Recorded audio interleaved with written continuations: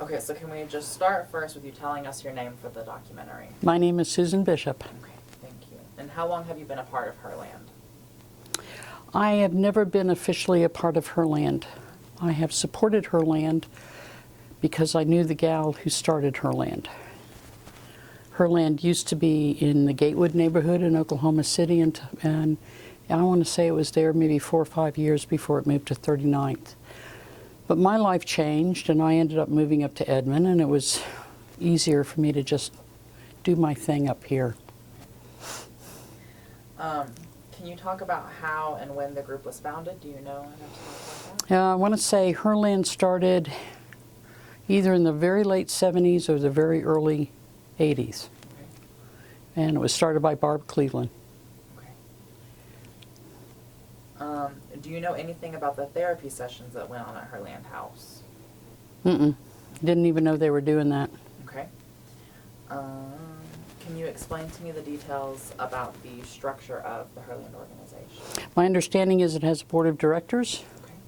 And at one time they decided as a board to, sponsor various things, be either a float in the parade or volleyball games in the backyard or dinners out, movie night, retreats, that kind of stuff.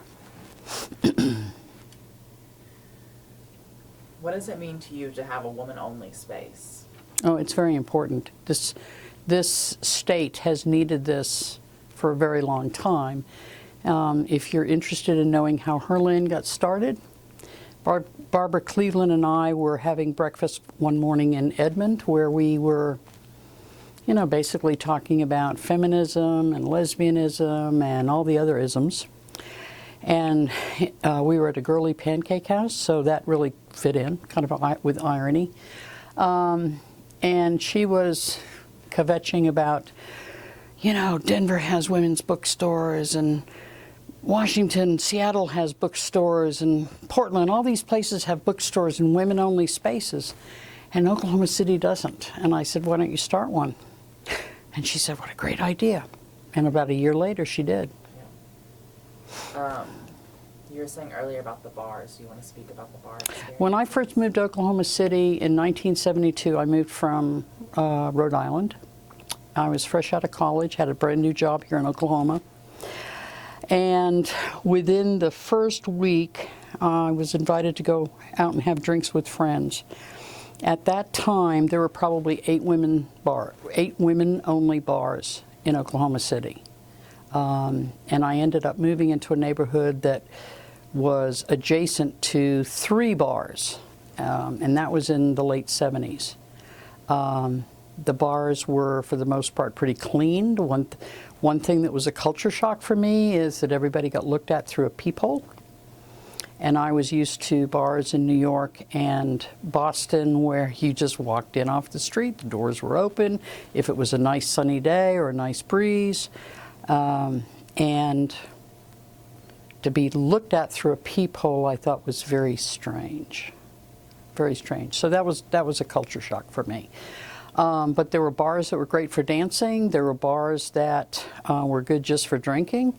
And it wasn't the kind of meat market bars that like the guys had, where you have the railing and, you'd stand at the railing and look at the dance floor and try to figure out who you wanted to ask to dance or take home with you, whatever. They weren't like that at all. In fact, one of the nicest bars that I went to was on 12th Street. West of Pennsylvania Avenue, and I can't even remember the name of it. I frequented bars because I like to play pool. And that's, that was about the only place you could go play pool. They didn't have like family pool places, and if they did, the tables weren't all that good. But yeah, there were 7 or 8 women-only bars. And I think now there's just one.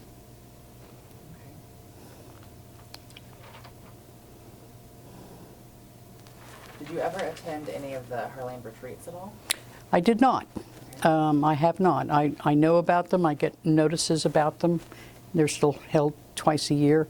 I had an issue with my reasoning for not going. They did not allow women with sons. The women could come, but the sons could not. And that's one of the things that when I was with my longtime companion, Barbara had a son, and she explained to me how much she was shunned by the lesbian community because she had a son. And I think that's something, hopefully, that has gotten better as time has gone on, because, you know, women have children, whether they're lesbians or not. And, you know, there are lesbian mothers out there. And to say, well, you can't bring your son if he's over the age of whatever, I just didn't think was right. Now, the reasoning that was given to me was because women like to go topless when the weather was nice.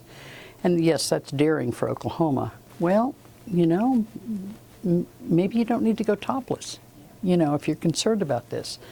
So anyway, I have not yet been to a retreat. Okay.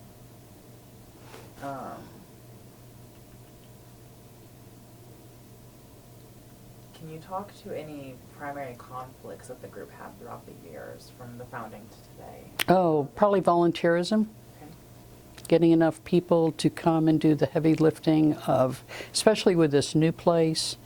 I saw it in the beginning, and the floors were like, you know, anything but solid. And I know that all of that had to be fixed, and the roof had to be fixed, and the plumbing fixed, and the electrical fixed. And while they used, I think, mostly volunteer labor, and that's hard to get. You know, people that are willing to come in and paint for a day or fix electricity or plumbing.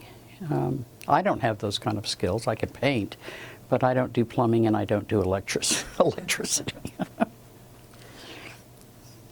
So I think that was one challenge. I think another challenge was getting the word out. After Herland moved, I had no idea where it was. And I was pretty active in the community at that time, especially with Pride Network. Are you familiar with Pride Network?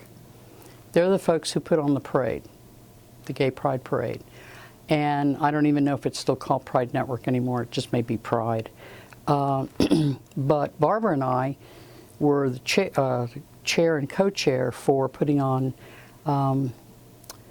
we called it the Gay May Day. It was a big festival. People rented a booth, a 10 by 10 booth for $10. And, you know, we had games and we had people bringing their wares. We advertised it a lot. And we made over $1,000 in one day using a parking lot on the Strip that belonged to Lee Burris, and without selling any alcohol at all, because we couldn't get a permit to do that. But we probably made $1,000, and that's how we launched the parade the following month. You know, being able to pay for the police and pay for this and that and whatnot. So, I think those are the two biggest challenges for Herland, is getting the word out, letting people know about it, and what it can offer, and the fact. See, I didn't even know they offered counseling. You know, and I'm an old lesbian. I've been around a long time, so.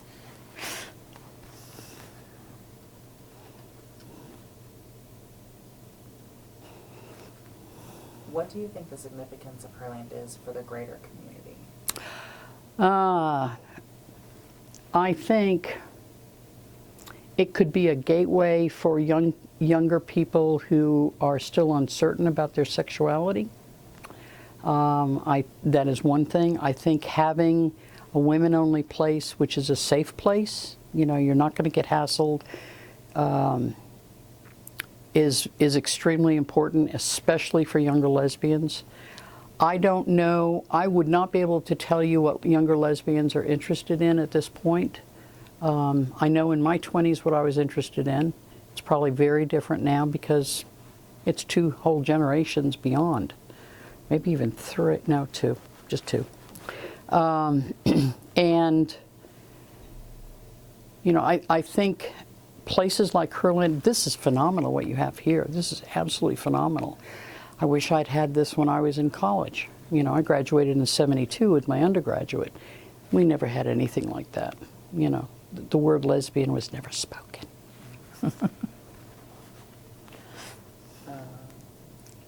What do you think the legacy of Herland is? That women can come together in a safe place, discuss ideologies, have resources like books and music, movies, and know that they are not alone. I think that's very key for people who are struggling with their sexuality. They're not sure, they don't know anybody, they've come from a small town, they didn't grow up in a big city, or at least an enlightened, I should say an enlightened big city. Knowing that they're not alone is phenomenally important. I think we lose too many of our brothers and sisters to isolation, they've been ostracized. I don't know how to phrase that.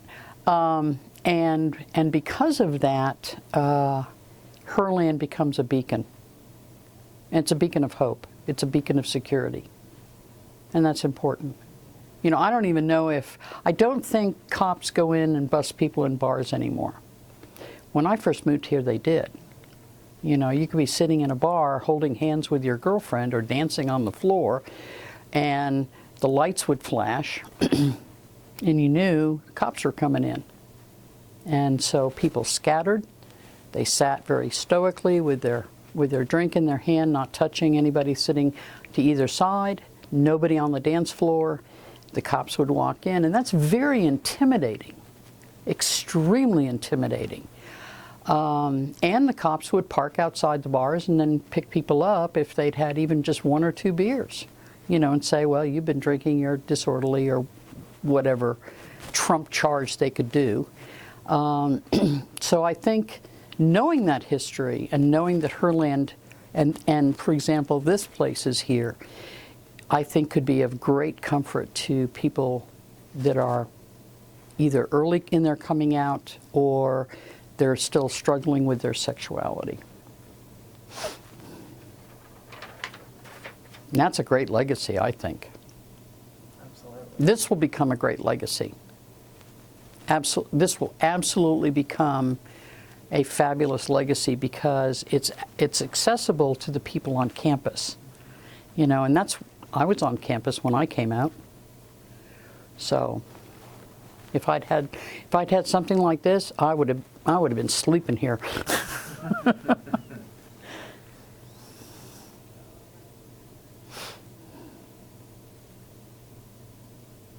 think that's really it. Is there anything that we didn't ask that you want to make sure we get on the documentary or have archived for history? Is this mostly about Herland? Anything to do with Herland? Anything that directs or relates to it in any way? Anything like that? Yeah.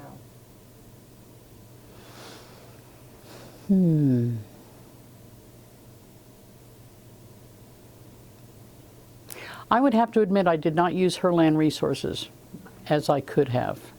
And part of that is because at the time, the women I was dating, they were not interested, you know. And so going to the Friday night dinners or going to movie night or go play volleyball was probably more than I could have handled at that time. And I'm thinking like the 90s. You know, my interests were other places. So I loved it when Herland had guest writers come and share poetry.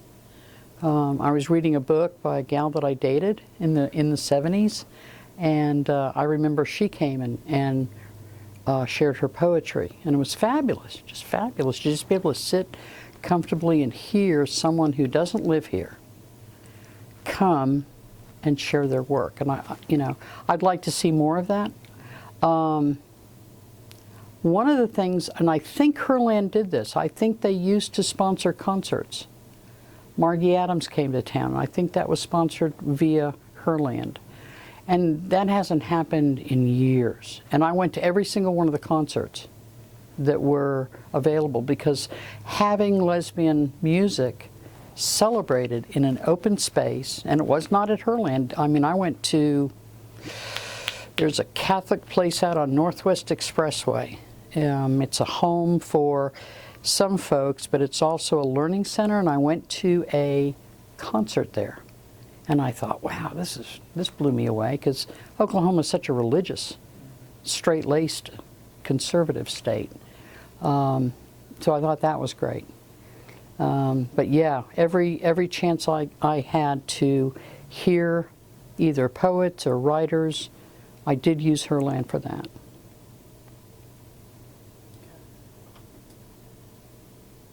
don't think I have anything else. I think we got all the questions. Okay.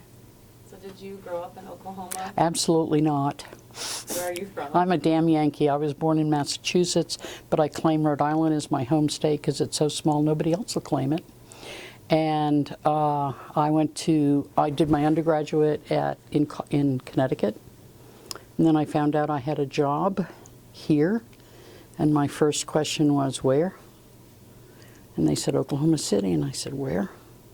Oklahoma City, it's in Oklahoma. Where's Oklahoma? Down by Texas. And I thought, God, where are they sending me? So, yeah, I've been here since October 1st of 1972. And what have you seen change about the state, and what have you seen stay the same as far as politics or sexual politics or politics of sexuality? When I first moved here, Oklahoma was a Democratic state, a Democrat state. It was a blue state.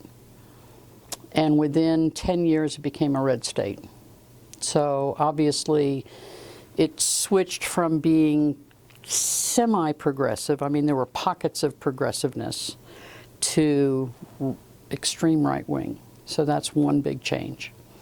Another change is that there are now fewer resources for gays and lesbians and bisexual, transgendered people to get together in a social context, whether it's a bar or not. And that's too bad. I'm glad that the parade is still going on every year. The church I attend is the First Unitarian Church of Oklahoma City. We are one of the big sponsors, not big, but we've been there since the very beginning in the parades.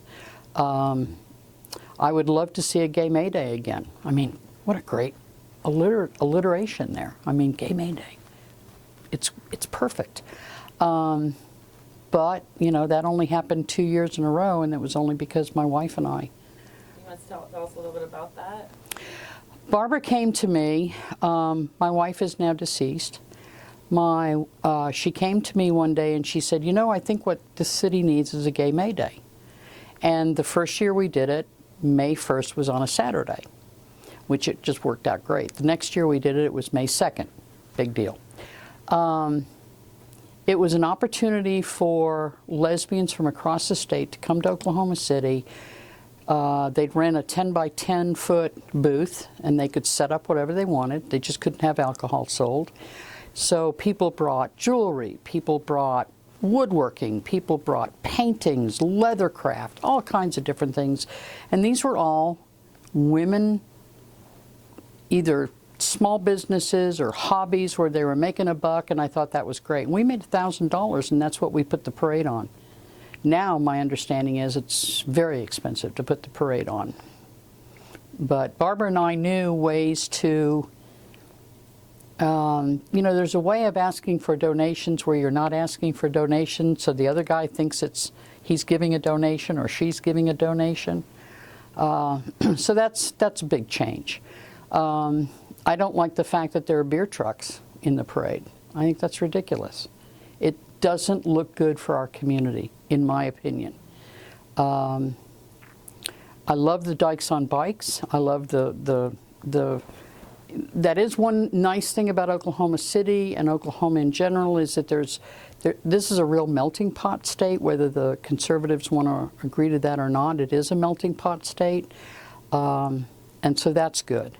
When I first moved here, I made the mistake of going to a men's bar. I was looking for the House of 12, which is no longer here, and I ended up at the Rusty Nail, which was diagonally across the street.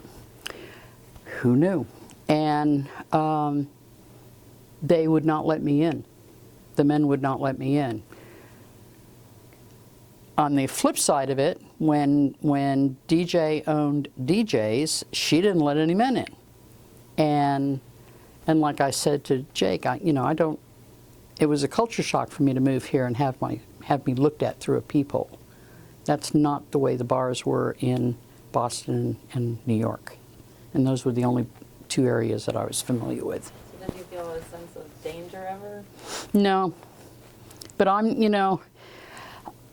got involved in rape crisis training, and I was a counselor with the Women's Resource Center, which is, again, no longer.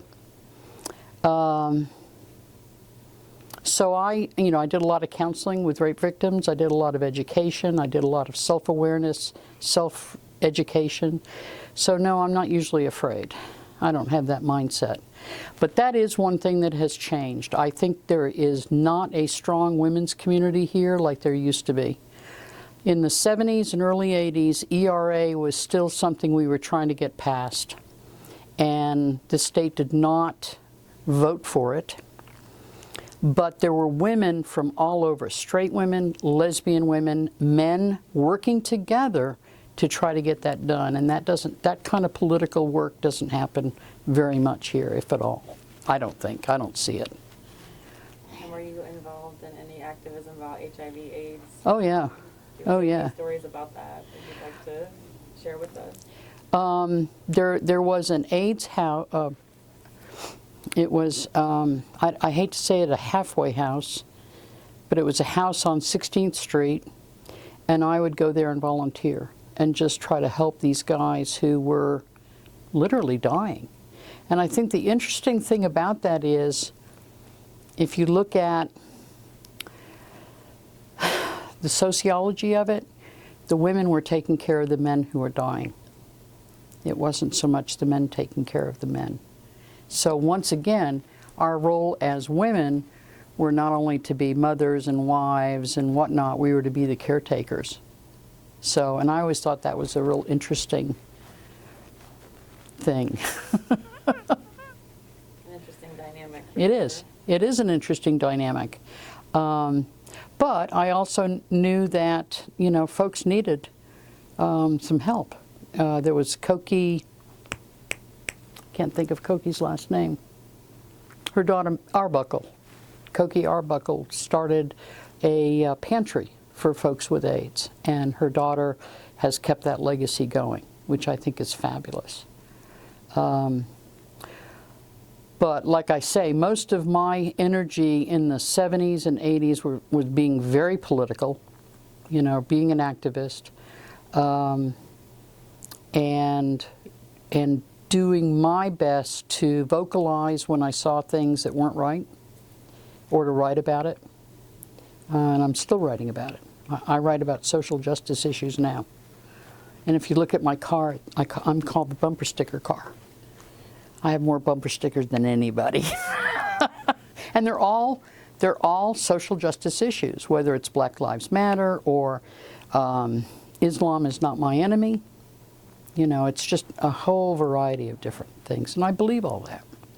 So do you feel, and what you're talking about now is intersectionality, and that these causes can't be disconnected from one another? Oh, absolutely not. They're dependent upon each other. Do you feel that Herland was able to perform that intersectionality, or do you think that it did something different? I think it did something different. I think it was definitely more emphasis on women and lesbians. It was one of the reasons my wife and I never went to any of the retreats, was because we truly believed that if you're a lesbian mother, you should not be shunned because you have a boy child. You can't pick the sex of your kid. And that's the way it was. Interestingly enough, though, it wasn't just Herland that did that. That was pervasive in the women's society. If you went to softball games, for example, big lesbian, lots of lesbians playing softball. I was one of them. And we used to have a bar league, in fact. I don't even think that's still happening, but there used to be a bar league. And if you were a player and your wife had a child, other lesbians looked at you differently. And that's what my wife experienced, because she was a mother. Is that you or me? It's not me. Oh, it's okay. I was making sure the camera wasn't dying. Okay. And that, I think, that has changed. That social dynamic, I think, has changed. I don't think women shun each other as much just because they have children. But it was difficult in the 70s and 80s. If you were a mother with a child and you were a lesbian, you were left out in the cold a lot. Do you have any other stories about Herland that you want to record, that you want us to have? Any anecdotes, funny things that you want to make the documentary? No, I think the funniest thing is how Barb Cleveland got started and how I basically said, well, why don't you start something? And she did. And I'm glad I said that to her, because she was just kvetching. You know, Oklahoma City doesn't even have a women's bookstore, you know, kind of thing. And I said, well, why don't you start one? I never thought about that. And then she did. So, and my understanding is she's doing very well. And I think that's great. I probably should get more involved with Herland, because I would love to teach.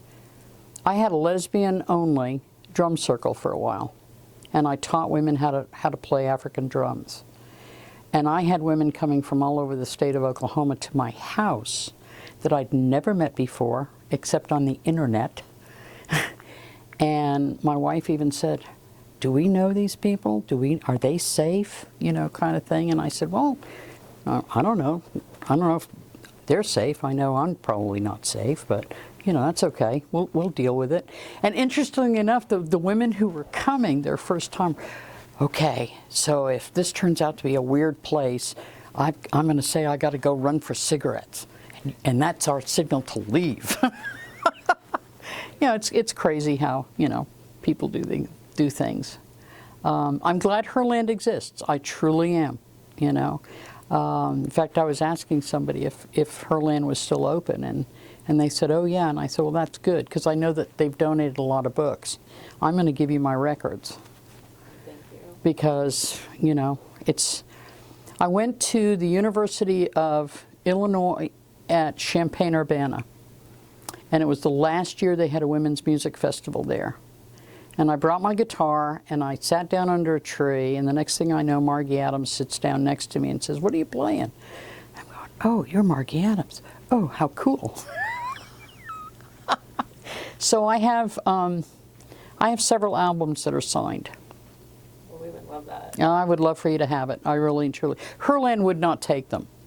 And I asked them several times, would you like my albums? Would you like my albums? And they never once said, yeah, bring them over. Nothing. Yeah, I don't think they have a big album collection. The ones we've gotten have been members of Herland separately donating theirs outside of this collection. Right. Well, I've got a box about yay wide, and that's how many albums I've got. Plus, I think 2 more that couldn't fit inside the box. So I will run it by and let you guys have it, because I don't have a turntable anymore. I love turntables. We got one of those, so that's exciting. So tell me about this project you're doing. So, you mean the center in general, or the No, documentary? the documentary. Jake? Yes. He's got You the want shirt me to on. stop it? Yeah, let's go. Changes sociologically that I've witnessed in Oklahoma.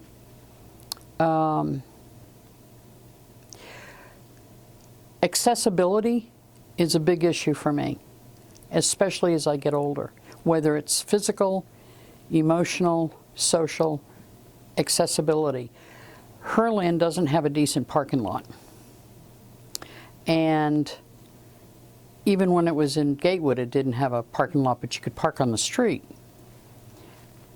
You can't park on 39th Street without getting a ticket.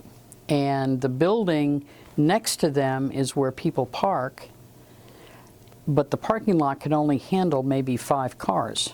And I don't know if there's a parking lot behind it. I don't think so. So if you're wanting to have an event, you cannot have it at Herland. And that's a drawback.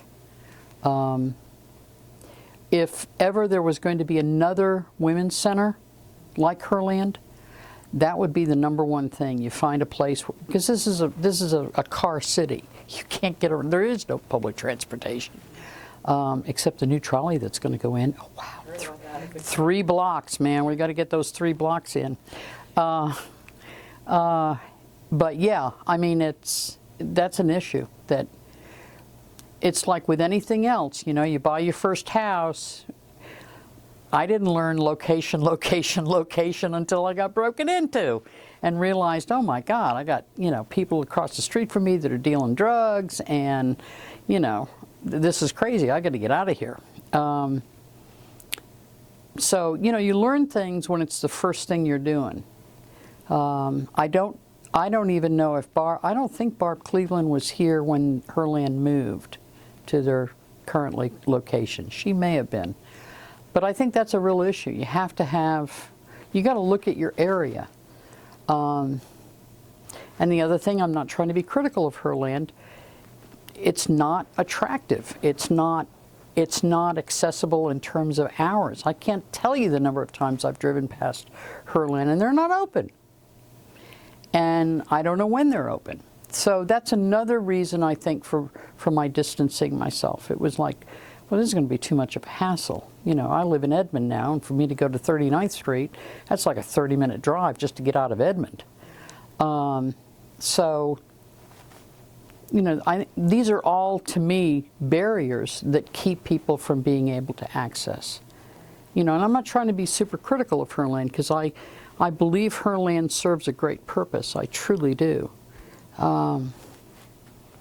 But you know, if you're going to have the people come, you got to be able to accommodate them. So anyway, but there have been changes. It's certainly, there's not the same stigma of being GLBTQ like there used to be. I mean, it was a secret in the 70s. Now, when somebody meets me, I talk about my late wife. And if they can't handle it, that's not my problem, that's your problem. And what I find is more and more people are much more amenable to the fact that, okay, my life is a little different than yours. Case in point, I worked at the VA Medical Center for 35 years. You work for the government, you better not say anything about your sexual preference. So for 35 years, I didn't. People suspected, people figured it out, but they never heard it from my mouth.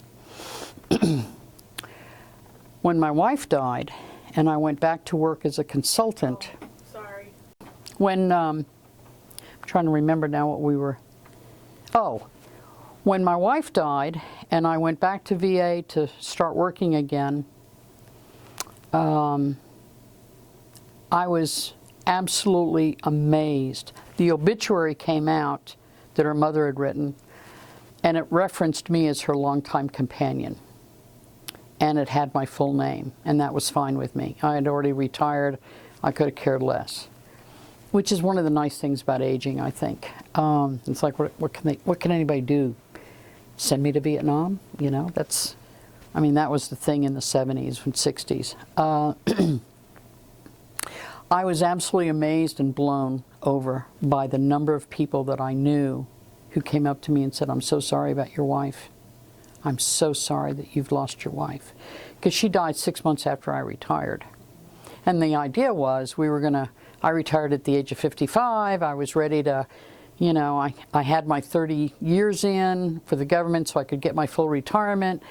And we were ready to travel. She had promised me my first September, we were going to go back home to my home so that she could see the fall foliage, because there's no place else on earth like New England fall foliage. I don't care what anybody says. North Carolina, it's probably okay, Virginia, but nothing like New England. So we were going to do that and, you know, go fish and go boating and do all those things that couples do when they retire. And I was robbed of that, so to speak. But it wasn't her idea to die either. I'm so sorry. Well, it's been, it'll be 12 years this April. It seems like it happened yesterday. How long were y'all together? 18 years. And that's longer than a lot of straight marriages. And I'm always grateful to meet couples that have been together 30 plus years, because You know, the joke in the 70s, if you played on a softball team, and I did, was that first base is actually living with third base, but she's screwing around with right field. And shortstop is having an affair with the center field, even though she's in love with the pitcher. I mean, it was like swapping partners, not as often as men did, because men tend to have a lot of different relationships, a lot of sexual encounters, but when they settle down, they settle down. And women, we didn't do that. We had serial monogamy. So we'd be in a relationship for 1, 2, 3 years, and oh, there's right field. I think I'm going to go ask her out.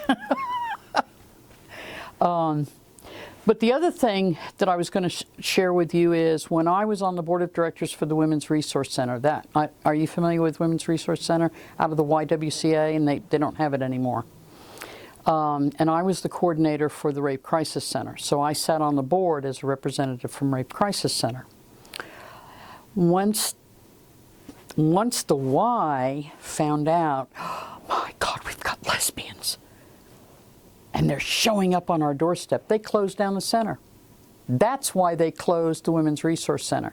And it was because Barbara and I dared to, and they closed it in the 80s, and Barbara and I were not a couple at that time. But Barbara and I worked together at the Women's Resource Center as volunteers. And her wife was actually the director of Women's Resource Center and allowed the center to get closed with no pushback. Not even any, hey, by the way, the Y's trying to shut us down, come help us keep it open. None of that. And, but the Women's Resource Center had classes, assertiveness training, self-protection, awareness, meditation, yoga, all these different classes. And I think that's what I was looking for with Herland, that they did not or could not provide. And that's too bad. So one afternoon, Barbara and I were sitting around, and I think we were sitting with Barb Cleveland, as a matter of fact. And I said, you know, why is it that the only place women can meet women is in bars or a softball field? Surely there's got to be some other venue. And I already knew, coming from New England, that there were poetry groups and writing groups and music groups and places where women could gather and just have a great time and not have to worry that they were going to be stigmatized. And so we suggested to the Women's Resource Center board that we have an alternative to the bars by having once a week, open the doors, let women come, straight or gay, didn't matter. Whatever, you know, it didn't matter who the woman was. We wanted women to come so that we could have like a book of the month group. We could have, hey, let's listen to some music and let's talk about what is that music saying, you know, and get into a discussion group. We had at one time, the Y downtown found out about it, and that's what shut us down, was that lesbians were daring to use their facility. Yeah, and I think that's changed. I think that mindset has changed, and that's a good thing. I also think that younger kids today, they don't care about sexuality. They're not hung up on whether or not somebody's gay or straight. I'm sure some are, but for the most part, the young people that I meet, they don't care. I mean, I have a grandson who's just turned 21, and he is so enlightened. You know, I wish I could have been as enlightened as he is now when I was 21. So, yeah. Things have changed, but anything else? I'm worried that Margaret Cox is calling me, so I'm just going to check quickly. I know Margaret. Yeah, oh, yeah,